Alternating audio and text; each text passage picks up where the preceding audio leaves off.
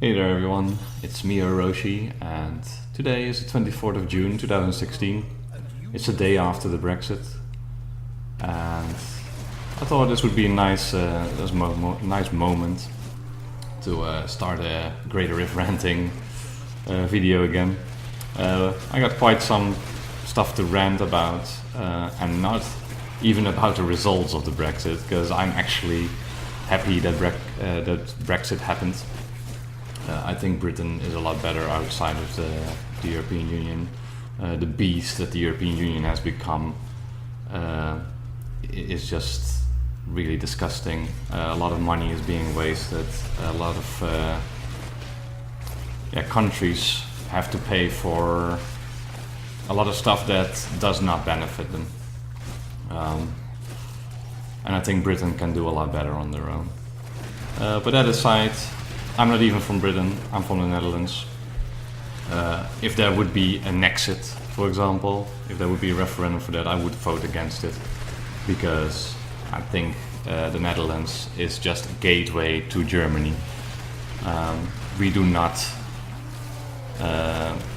We are not as a big world economy as Britain is, for example. And we do not have the problems that Britain has if it comes to immigration. And if it comes to amount of jobs that are being lost, it's all less severe in our country. So there's no reason yet to leave. But what I do like to rant about, and what to me was really dishonest, intellectually dishonest, what the Remain camp did during the Great Debate, broadcasted on BBC on the 21st of June 2016 in the Wembley Arena. There were two camps, basically the Leave camp and the Remain camp. The Leave camp had Boris Johnson representing them, Andrea Leadsom and Gisela Stewart. And the Remain camp had Ruth Davidson, Sadiq Khan and Francis O'Grady representing them. And what the Remain camp did there was so dishonest and so just completely out of line for me. Like, if I look back the snippets that I take from this, it's such cringe-worthy moments to me, and I would like to share that with you. Let's rant a bit about it. The first snippet I'd like to show is quite early in the debate about Australia and the immigration crisis, and how Sadiq Khan responds to that. Let's have a look. Immigration is a concern to a lot of people, but leaving the EU isn't the answer. Yes, it is. Because look, but it's not. How is it?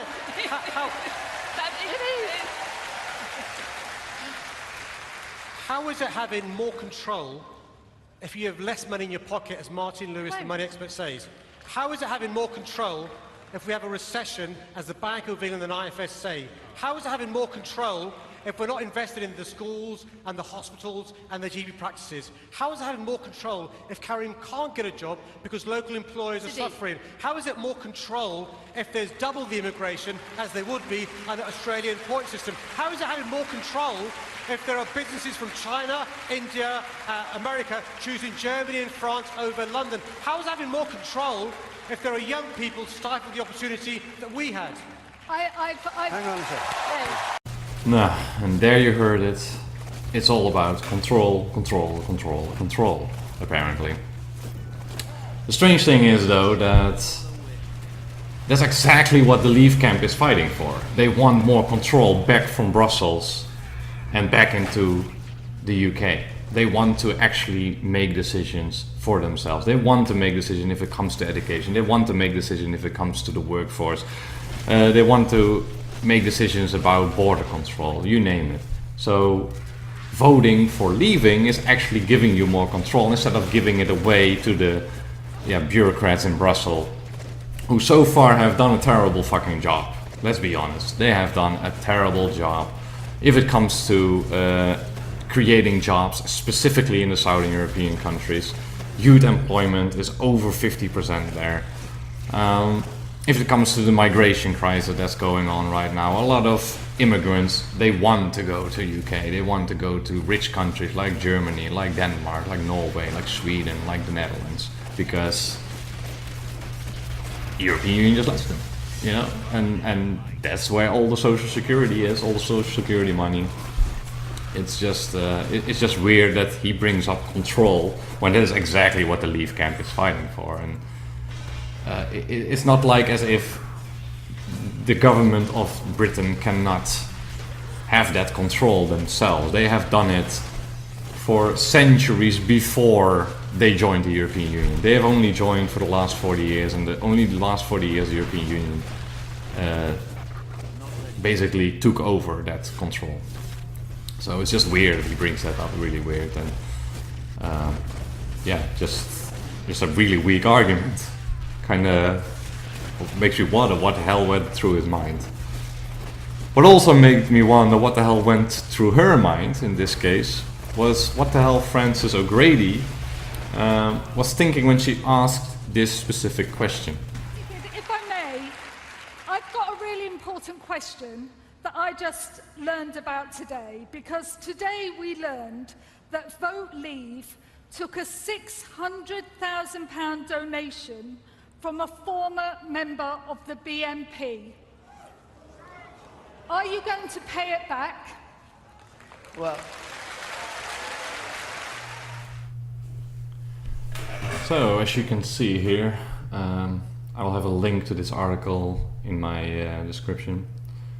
But as you can see here, this was an 88-year-old lady that donated £600,000 to the Brexit campaign. She was a former ex-BNP member, and she actually was signed up to the BNP by her husband. The reason why this is such an issue to Frances O'Grady is because the BNP is known to be very conservative, and at times have been in the past apparently racist. They have commented in a very racist way. Some members were thrown out of the party because of racism, and that's why the Brexit campaign did not want to be associated with the BNP, and they did the morally right thing and said, okay, we don't want to be part, we don't want them to be part of the Brexit because that would give the wrong message. We do not agree with them. So then later it turned out that an ex-BNP member, the 88-year-old Gladys Bramall, donated £600,000. So the Remain campaign said, hey, but you promised that you wouldn't accept money, so please donate it back. It's like none of your business.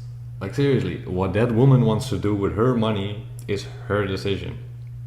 You know, she is not even part of the BNP anymore. She never really was part of the BNP because it was her husband that signed her up. She didn't really care, clearly. She didn't have her heart there. She didn't really agree always with their opinions. Maybe till some extent she did, but it's the past. Can't you forget and forgive? It's just so dishonest and just so...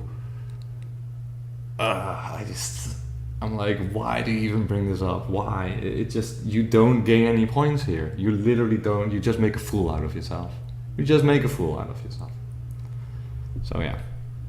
The next moment I'd like to show is where Sadiq Khan calls the Leave campaign the hate campaign. Oh no, the hate campaign, because feelings are getting hurt. Emotions are running wild. Oh my god, hate campaign. It's like, what the hell, dude? That is again an emotional argument. It's an attack again to the other fucking camp based on literally nothing. Nothing. You just are name calling, you're acting like a child on a fucking playground. Let's look at it. Well, firstly, Australia has doubled our immigration, bearing in mind their population, so I don't want facts to get in the way, Boris. But, you know, of course we need to have a fair immigration policy. It shouldn't be a free-for-all. And, you know, you won't hear me say this often, but David Cameron deserves credit for the deal he negotiated with the EU. What it means... What do you say?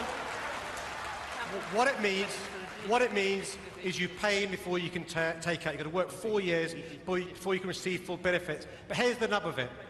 Immigration's brought huge economic, cultural and social benefits to our country. And the EU migrants, more than 130,000 work in the NHS and social care, thank you. EU migrants work in our schools and our construction sector, thank you. More than 1.5 million Brits are employed by companies owned by EU citizens here, thank you. And the problem is this, Boris, the problem is this. You might start off with platitudes saying how wonderful immigration is, but your campaign hasn't been Project Fair, it's been Project Hate as far as immigration is concerned.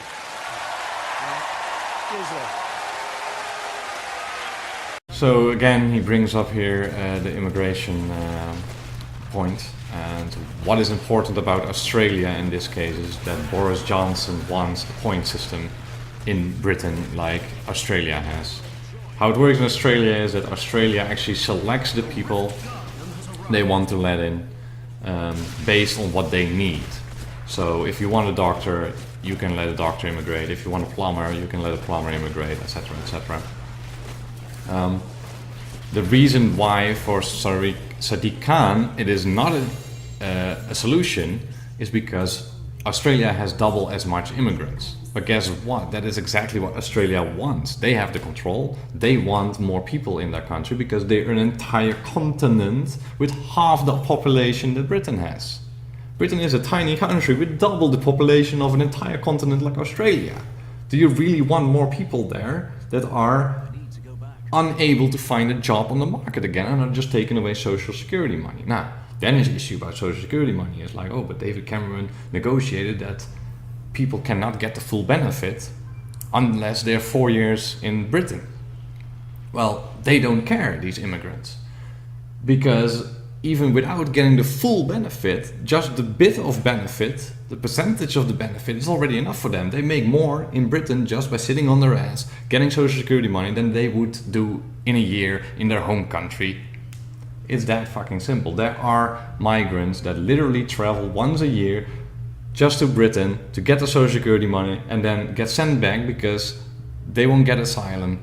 They just get a bag of fucking money and they go back and they're like, okay, I don't have to work the rest of the year anymore because I got money.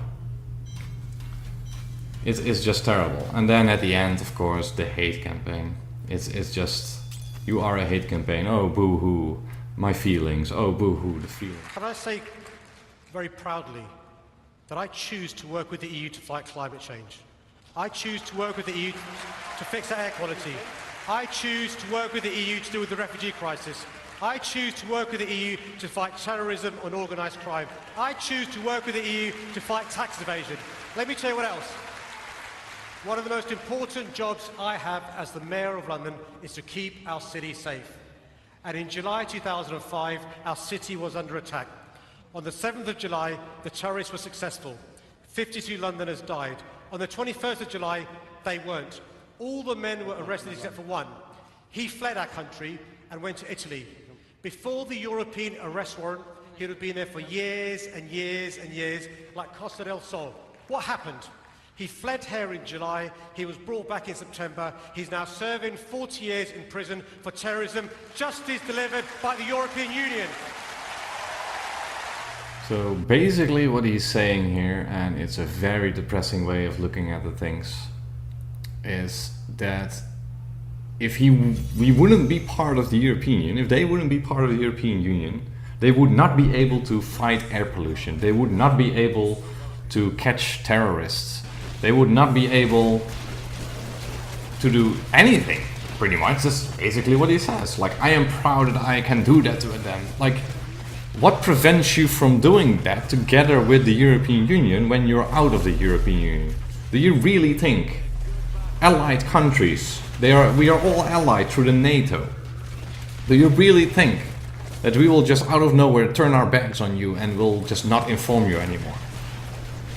When there's people's life at risk and at stake. Like, how depressing is that you think that your institutes are not capable of defending your country and sharing information with other countries. Like, how depressing is that?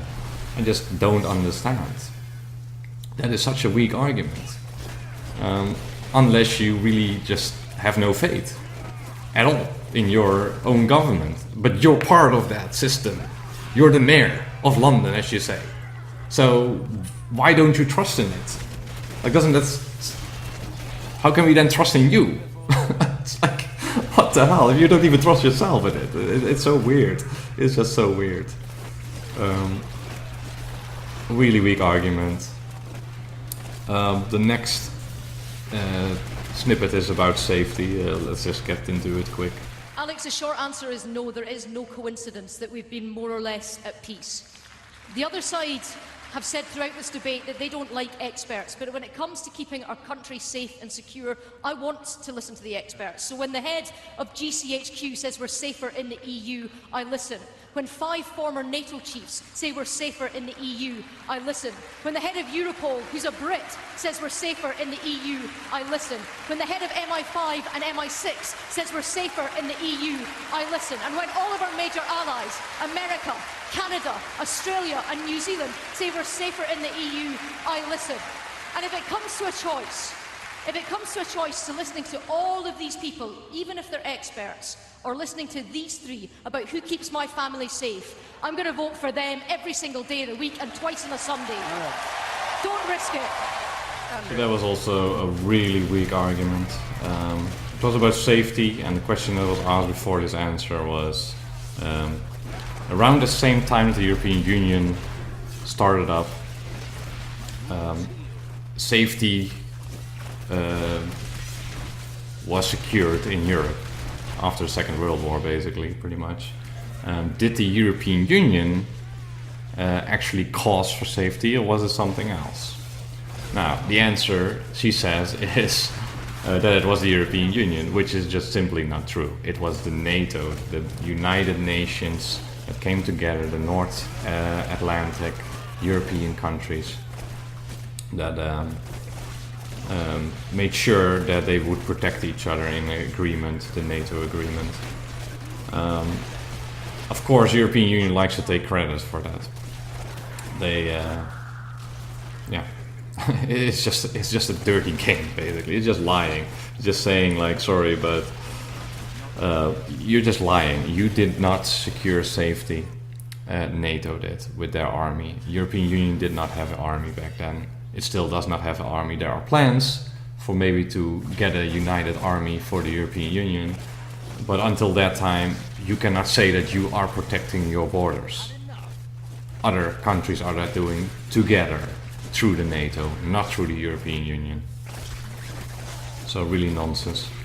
And then another emotional argument about experts. Like, the experts are saying we're safer in the European Union. The experts from other countries are also saying that we're safer in the European Union.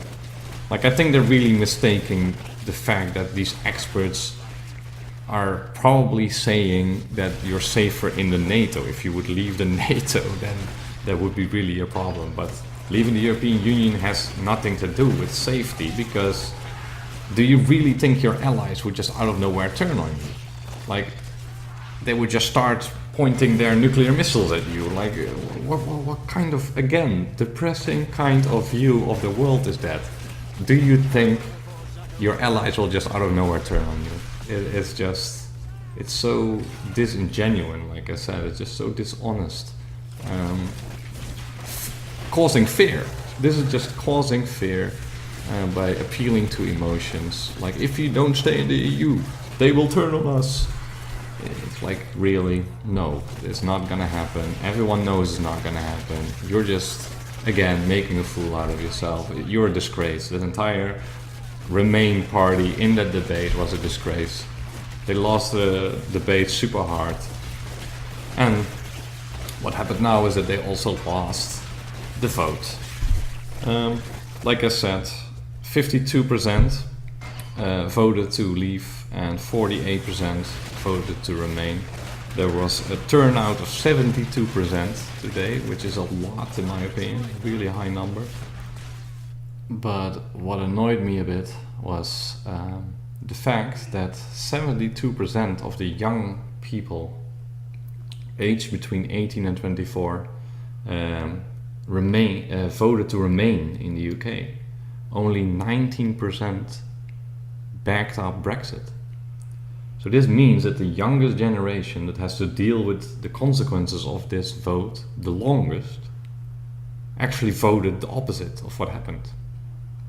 And I can only think of one reason why this is. They actually went for the fear. They went for the fear factor because they don't know how it is to be outside of the European Union. They have been born in the European Union. They don't know what is outside of the European Union, how it was before the European Union, and they just fell for it. They just fell for the lies. They just fell for the emotional arguments that we have seen before here. They fell for the feelings, basically. And to me, that is also a sign of just losing, basically, your logical thinking skills. If you as an individual are well educated, then you know that the lies that they said, you know immediately through a simple Google search that it are lies and that they are not true. You can just do it really simple. You can just logically think through it. It's really simple, it's not that hard. But you need to be educated. So it's a sign that the educational system is also failing. It's a collapse. It's really damaging to see a generation that is just clueless and that is just naive and only caring about emotions and feelings.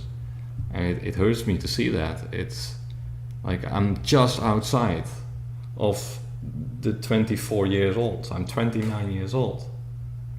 And I luckily did not end up in that system. I saw it started at the moment that I left my university.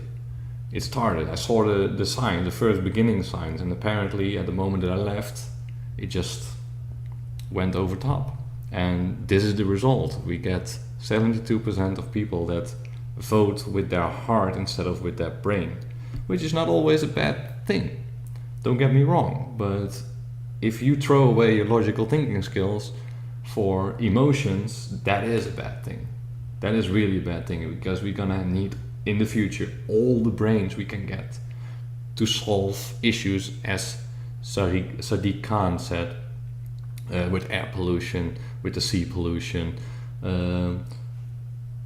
global warming, energy supplies, nuclear energy, for example, you name it. There's so many problems in the world and we need all the young people, yet they're somehow brainwashed by the European Union. And that is a very, very bleak prospect for the future. Nah. The last thing I'd like to talk about is a second referendum that might be coming up, but this one in Scotland, because we have to go delve a bit in the background story.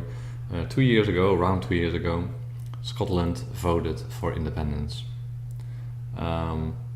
They eventually choose to stay with the rest of the United Kingdom because of the promise that they would have a higher chance to remain in the European Union if they stayed with the United Kingdom. And guess what happened? Britain, UK is leaving.